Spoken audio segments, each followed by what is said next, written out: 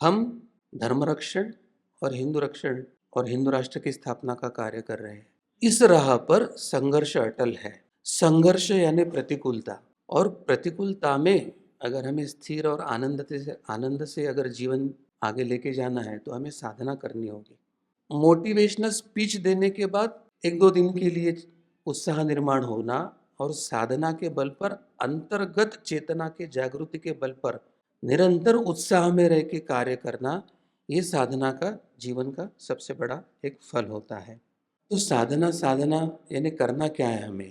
तो हम सब धर्मवीर हैं, हम सब धर्म योद्धा हैं। हमको नाम जप करना होगा और जितना निरंतरता से कर पाए उतने निरंतरता से करना होगा।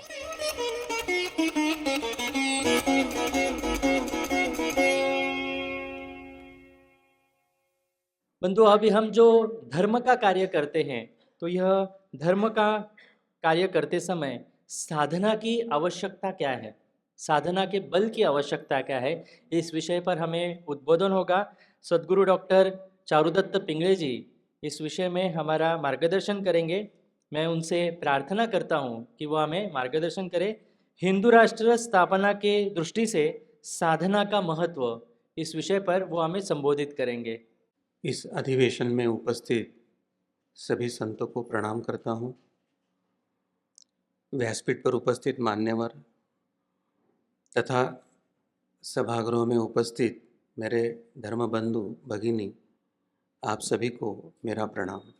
साधकत्व वाले अर्जुन के माध्यम से दुर्जन का नाश करने वाले भगवान श्री कृष्ण तथा इस कलयुग के अंधकार में साधक और धर्मनिष्ठों की निर्मिति कर हिंदू राज्य यानी राम राज्य की एक लक्ष्य देने वाले गुरुदेव सच्चिदानंद परब्रह्म डॉक्टर आठवले जी, इनके चरणों में वंदन करके मैं मेरे विषय को प्रारंभ करता हूँ। हम हिंदू राष्ट्र का कार्य करते हैं।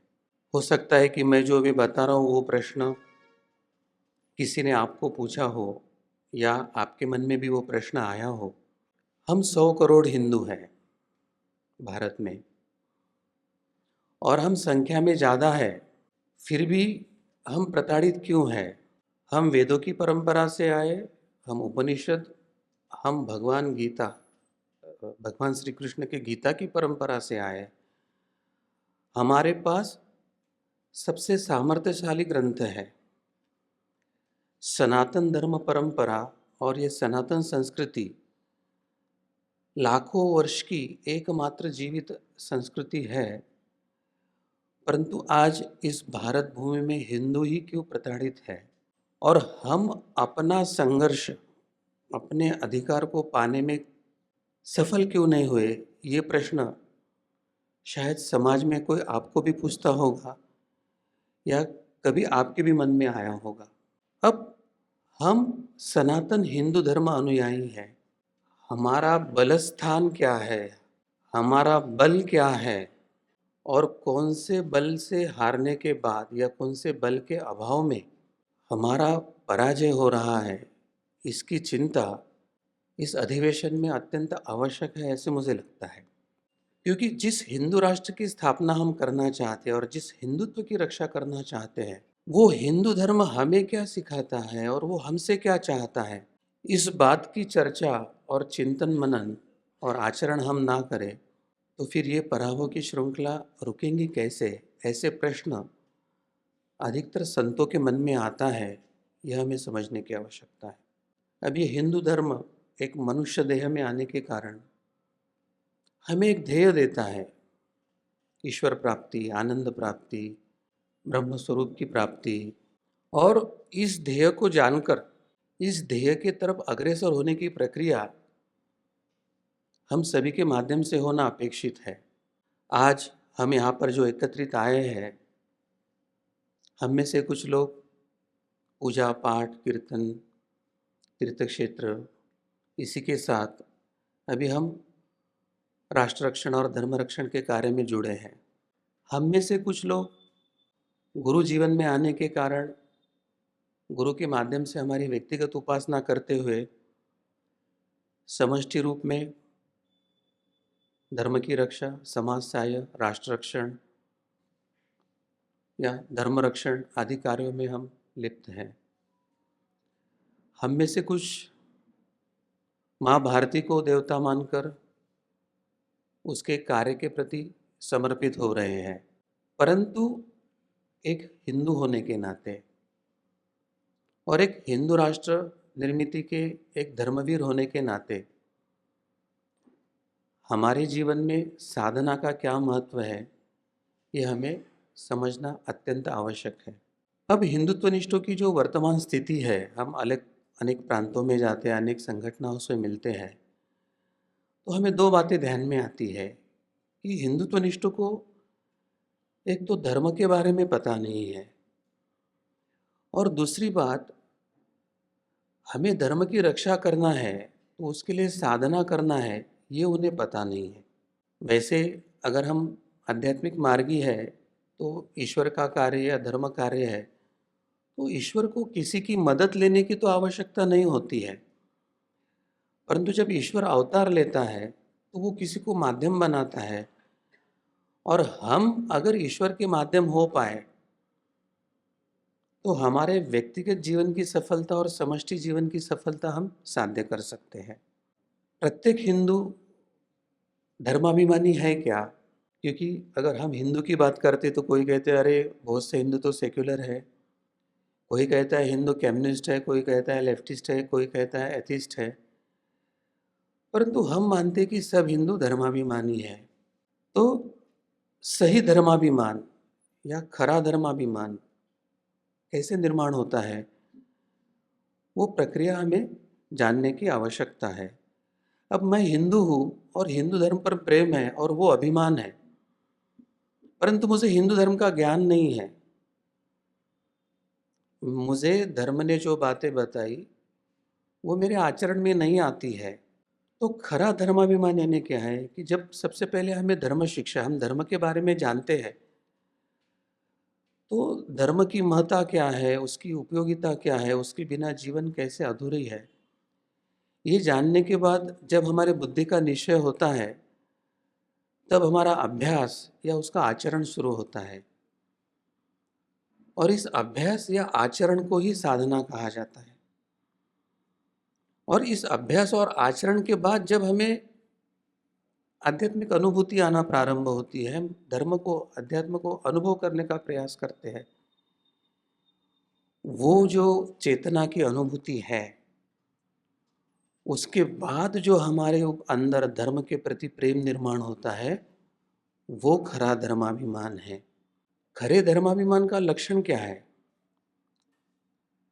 खरे धर्माभिमान का लक्षण यह है कि व्यक्ति स्वयं अधर्म आचरण नहीं करता है और दूसरे ने किए हुए अधर्म आचरण को वो सहन नहीं कर सकता है। ये दो गुण जब हमारे अंदर आते हैं तो हम कह सकते हैं कि खरा धर्माभिमान हम में निर्माण हुआ। और इसके लिए सबसे आवश्यक जो बात है कि हमारे जीवन में साधना का प्रारंभ, एक मनुष्य करके, एक परिवार का घटक करके, एक राष्ट्र की इकाई करके और एक धर्म का घटक करके साधना की जीवन में क्या क्या उपयोगिता है, वो बहुत संक्षेप में हम जान कर लेंगे। सबसे महत्व की जो बात है कि जीवन की प्रतिकूलता में स्थिर होकर आनंदी रहने की कला, ये साधना हमें प्रदान करती है। हम धर्म रक्षण और हिंदू रक्षण और हिंदू राष्ट्र की स्थापना का कार्य कर रहे हैं। इस राह पर संघर्ष अटल है। संघर्ष यानी प्रतिकूलता, और प्रतिकूलता में अगर हमें स्थिर और आनंद से अगर जीवन आगे लेके जाना है तो हमें साधना करनी होगी। साधना से क्या होता है, क्योंकि हम जब कार्य करते हैं तो अधिक शारीरिक बल, मानसिक बल और कहीं पर बुद्धि बल का उपयोग होता है, परंतु साधना से जब आत्मबल जागृत होता है तो जीवन में आ सकने वाली निराशाओं के प्रसंग में हम स्थिर रहकर जब आनंद रहते हैं, तब हम जो कार्य कर रहे हैं, हम जो धर्म कार्य कर रहे हैं, वह साधना करके होता है। साधना से ईश्वर प्राप्ति संभव है। हम निष्कामता से जब हिंदू राष्ट्र की स्थापना का कार्य कर रहे हैं, तो निष्काम कर्मयोग के अधिकारी बनने के कारण हमारी आध्यात्मिक उन्नति और ईश्वर प्राप्ति दोनों साध्य होती है। ये हो गया हमारे व्यक्तिगत जीवन का महत्व। परंतु हम समष्टि में हैं, हम संगठनों के साथ कार्य करते हैं, संगठनों का एकत्रीकरण करते हैं और हिंदू राष्ट्र की स्थापना के लिए आंदोलन कर रहे हैं। तो उसके दृष्टि से साधना का क्या महत्व है? तो साधना करने से जब चेतना की अनुभूति होती है, हमारी वाणी में, हमारे अंदर जब चेतना की जागृति होती है, तो उसका क्या लाभ होता है? हमें संवाद करना होता है। हमें किसी से मिलकर अपना पक्ष उनके सामने रखकर उनके मन की शंका और भ्रम को दूर करना होता है। हमें सभाओं में जाके विषय रखना होता है। अन्य संगठनों को दिशा दो, हमारे कार्यकर्ताओं की बैठक है, उसमें कार्यकर्ताओं को दिशा दे। जब हमारी वाणी में चेतना आती है, तो चेतना के कारण ये कार्य करना सुलभ होता है। हमको तो पुलिस प्रशासन से भी जाकर मिलकर संवाद करने की आवश्यकता होती है। तो ये चेतना के कारण जब हम कार्य करते हैं, तो हमारी स्वयं की क्षमता बढ़ती है, कार्य की फल निष्पत्ति बढ़ती है, शारीरिक क्षमता बढ़ती है। हम जिनके सानिध्य में जाते हैं, उनकी शारीरिक क्षमता बढ़ के जब उसमें उत्साह निर्माण होता है, तो मोटिवेशनल स्पीच देने के बाद 1-2 दिन के लिए उत्साह निर्माण होना और साधना के बल पर, अंतर्गत चेतना के जागृति के बल पर निरंतर उत्साह में रह के कार्य करना, ये साधना का जीवन का सबसे बड़ा एक फल होता है। तो ये बात हमें समझने की आवश्यकता है कि बिना साधना के हम धर्म कार्य कर पाए, यह संभव नहीं है। और ऐसा विचार अगर हमारे मन में है, तो ये हमारे अंदर के अहंकार का एक लक्षण है। ये हमें ध्यान में लेने की आवश्यकता है। जहाँ सबसे बड़ा धनुर्धर अर्जुन स्वयं भगवान श्री कृष्ण के बिना विजय नहीं हो पाया है, तो भगवान श्री कृष्ण के बिना या साधना के बिना हम कुछ धर्म क्षेत्र में दिव्य कर पाए, ऐसा संभव नहीं। और इसलिए बंधुओं, आज ही हमें साधना को प्रारंभ करना चाहिए। अब हम कुछ ना कुछ अभियान चलाते हैं। अभियान का यशस्विता का मूल मंत्र क्या है? जब छत्रपति शिवाजी महाराज हिंदवी साम्राज्य निर्माण करने का प्रयास कर रहे थे, तो समर्थ स्वामी रामदास जी ने उन्हें एक मंत्र बताया था। उस एक मंत्र का मैं हिंदी में अर्थ बताता हूँ।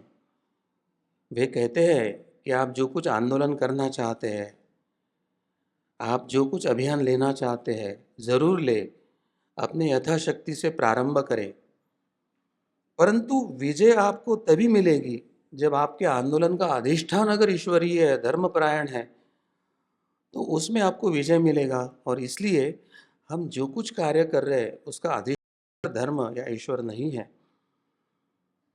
तो छत्रपति शिवाजी महाराज जी के जीवन का ये सबसे बड़ा मूल मंत्र हमें ध्यान में लेकर साधना के मार्ग पर आगे जाने की प्रक्रिया हमें करना है।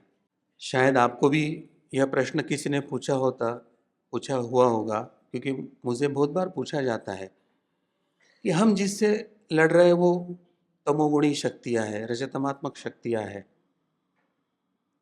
तो क्या उनसे लड़ने के लिए हमें भी रजतमात्मक होना पड़ेगा? वो जैसे है वैसे होकर हमें लड़ना पड़ेगा? क्योंकि व्यवहारिक स्तर पर जब भी किसी संघर्ष की तुलना होती है या युद्ध की तुलना होती है, तो आपके पास संख्यात्मक आर्मी कितनी है, गुणात्मक आर्मी कितनी है, या आपकी साधन सामग्री कितनी है, या आपकी आर्थिक क्षमता कितनी है, इसका ही विचार किया जाता है। परंतु अगर हम धर्म की बात कर रहे हैं और अगर हम धर्म की स्थापना की बात कर रहे हैं, तो हमें कुछ अलग परिप्रेक्ष्य में चिंतन करने की आवश्यकता होती है। सत्वगुण रजतमात्मक गुणों पर विजय पाता है, या अपने अंदर की दुष्प्रवृत्तियां यानी रजतमात्मक प्रवृत्ति सत्वगुणी आचरण, विचार, चिंतन और साधना के कारण संभव होता है। और इसलिए ये बात ध्यान में रखिए कि मर्यादा पुरुषोत्तम राम जी को रावण को मारने के लिए किसी मंदोदरी या किसी शूर्पणखा का अपहरण करके लाना नहीं पड़ा था। वो उसी मर्यादा में जाकर उन्होंने उसी मर्यादा से आखिर तक उनको एक अवसर देकर अपने सत्वगुणी, वो तो गुणातीत थे, फिर भी हमें समझने के लिए एक सत्वगुणी आचरण से उन्होंने तमो प्रवृत्तियों को जीतकर हमारे सामने उदाहरण रखा है। और इसलिए हमें सत्वगुणी बनकर ही ये धर्म युद्ध जीतना है, ये ध्यान में रखना होगा। बहुत बार प्रश्न आता है कि ये जो जिहादी आतंकवादी है या गजवा हिंद करने की बात कर रहे हैं, वो इतना बुरा कर रहे हैं, परंतु वो यशस्वी क्यों हो रहे हैं? क्योंकि पहले सत्र में हमने देखा कि हम पराभूत हो रहे हैं और वो यशस्वी हो रहे हैं। तो उनका मार्ग गलत होगा, पंथ गलत होगा, परंतु पंथ के अनुसार वो 5 बार नमाज पढ़ेंगे, पंथ के अनुसार वेशभूषा करेंगे, उनको शर्म नहीं आएगी, पंथ के अनुसार उनको जो कुछ आज्ञा मिली है उसके अनुसार वो कार्य करेंगे, तो रजतमात्मा क्यों न हो, उनको वो शक्तियों का सहायता मिलती है। परंतु हिंदू के पास सत्वगुणी इतनी देवता, इतने अवतार और उनकी दिव्यता और उनकी शक्ति है, परंतु धर्म शिक्षा के अभाव में, धर्म शिक्षा के अभाव के कारण, साधना के अभाव में, अपने धर्म को न जानकर, न आचरण कर जब हम धर्म कार्य करते हैं तो पराभव होने की संभावना होती है। और इसलिए हमें आज से ही साधना को प्रारंभ करके ये धर्म युद्ध कैसे जीते, उसके लिए हमें प्रयास की आवश्यकता है। अब हमारे मन में आता है कि अगर हमने साधना शुरू किया तो हम संख्या में है कितने, परंतु अभी तो हम बहुसंख्यक हैं, फिर भी नहीं जीत रहे हैं। ये सत्य को अगर जानते हैं तो हमें संख्या बल देखने की आवश्यकता नहीं, क्योंकि भगवान किसकी रक्षा करते हैं, धर्म किसकी रक्षा करता है, ये तत्व को अगर हम जानते हैं तो हमारी रक्षा होगी और हमारा विजय भी होगा। और इसलिए हमें ये ध्यान में रखना होगा कि ईश्वर सर्वशक्तिमान है और वो सभी संकटों से अपने भक्तों का रक्षण कर सकते हैं। और जिस तरह से कम संख्या वाले पांडव विजय हुए थे, उस तरह से कम संख्या वाले धर्मनिष्ठ हिंदुत्ववादी संगठन, धर्मनिष्ठ साधक, वो भगवान की कृपा से, भगवान के आशीर्वाद से निश्चित विजय होंगे, ये हमें जानने की आवश्यकता है। तो साधना यानी करना क्या है हमें? तो हम सब धर्मवीर हैं, हम सब धर्म योद्धा हैं। हमको नाम जप करना होगा और जितना निरंतरता से कर पाए उतने निरंतरता से करना होगा, क्योंकि कलियुगे नाम ही आधारा, नाम जप से ही भगवान से अनुसंधान संभव है। अब धनुर्धर तो भीष्म भी थे, धनुर्धर कर्ण भी था, धनुर्धर अर्जुन भी था, परंतु अर्जुन रूपी धनुर्धर को विजय कैसे प्राप्त हुआ? अर्जुन केवल धनुर्धर नहीं था, वो भगवान कृष्ण का अखंड नाम स्मरण करता था और नाम स्मरण करने के कारण उसका बाण लक्ष्य वेदी हो जाता था। तो साधना करके हम जो कार्य करेंगे और हमारा उद्देश्य अगर हिंदू राष्ट्र है तो हमारा कार्य भी लक्ष्य वेदी होगा। और अर्जुन को जैसे यश मिला वैसे यश हमें भी मिलेगा, यह निश्चित है, यह हमें ध्यान में लेना होगा। अब ईश्वर या धर्म किसकी रक्षा करता है? धर्मो रक्षति रक्षिता, या ईश्वर भक्तों का रक्षण करता है। भाई देश संकट में है, समाज में अकाल है, तो मैं रक्षण करूंगा। भगवान का क्या आश्वासन है? परित्राणाय च साधूनाम न मे भक्त प्रणश्यति। आपने कहीं सुना कि हिंदू संकट में है तो मैं अवतार लूंगा करके? क्योंकि हिंदू तो सेक्युलर भी है, हिंदू तो कम्युनिस्ट भी है, तो क्या उनके रक्षा के लिए भगवान ने अवतार लेना है? हिंदू तो कौरव भी थे, हिंदू तो पांडव भी थे, तो भगवान ने किसका पक्ष लिया? तो जो साधना कर रहे थे, जो धर्मनिष्ठ थे, जो धर्म आचरण कर रहे थे, उनका पक्ष भगवान ने लिया। तो हम पर भगवान की कृपा हो और भगवान हमारे पक्ष में खड़े हो, उसके लिए हमें क्या करना पड़ेगा? हमें साधना करना होगा, हमें भक्त बनने की प्रक्रिया में रहना होगा और छोटे से प्रयासों से ही खुश होकर, जो राम छोटे से गिलहरी को कृपा करते हैं, तो आप सभी ने अपना जीवन राष्ट्र और धर्म की रक्षा के लिए समर्पित किया है, तो आपके पीछे तो भगवान को दौड़ के आना पड़ेगा। इसलिए आप सबसे मैं विनती करता हूँ कि आप साधना का प्रारंभ करें। अब प्रश्न आता है, नाम जप कौन सा करें? जिनको गुरु मंत्र मिला है वो गुरु मंत्र का नाम जप करें, जो उपास्य देवता का नाम जप कर रहे हैं वो उपास्य देवता का नाम जप करें, जिन्होंने अभी तक नाम स्मरण नहीं शुरू किया वो भगवान श्री कृष्ण का नाम स्मरण शुरू करें, ओम नमो भगवते वासुदेवाय, क्योंकि अभी धर्म स्थापना का समय पास में आ रहा है। हिंदू राष्ट्र स्थापन होने के बाद हमें राम जी का नाम जप करना होगा, क्योंकि फिर जब हिंदू राष्ट्र स्थापित होगा तो उसको राम राज्य में परिवर्तन करने के लिए उन सभी मर्यादाओं को हमको आचरण में लाके उस चरित्र से हमें एकरूप होना होगा। तो साधना एक हिंदू होने के नाते, एक धर्मरक्षक होने के नाते, साधना एक मनुष्य जीवन का सार्थक करने नाते, और साधना ये हिंदू राष्ट्र स्थापन करने हेतु अत्यंत आवश्यक बात है।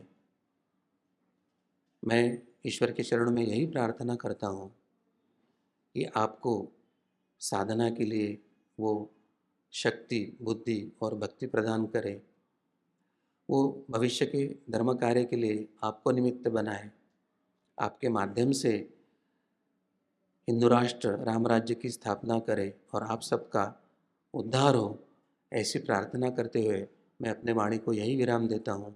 आप सभी को प्रणाम।